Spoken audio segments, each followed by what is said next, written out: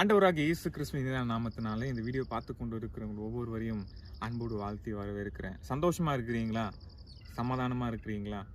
ஆண்டவர் உங்களை பார்த்து ஒரு வார்த்தையை சொல்ல விரும்புகிறாரு. மகனே, சங்கீதம் 118:22 வேதத்தில் நம்ம பார்க்கிறோம், வீடு கட்டுகிறவர்கள் ஆகாதென்று தள்ளின கல்லே மூளைக்கு தலைக்கல்லாய் ஆயிற்று. ஆமென். உங்களை இந்த உலக மனிதர்கள் தள்ளி வைத்திருக்கலாம், அது மாத்திரமல்ல உங்களை ஒதுக்கி வைத்திருக்கலாம்.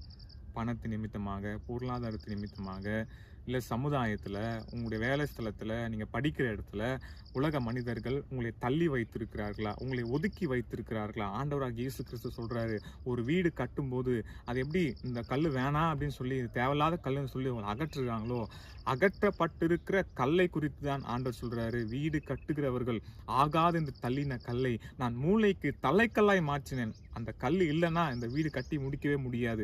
அந்த கல் இல்லைன்னா இந்த வீடு ஃபினிஷ் ஆகாது என்று சொல்ல லெவலுக்கு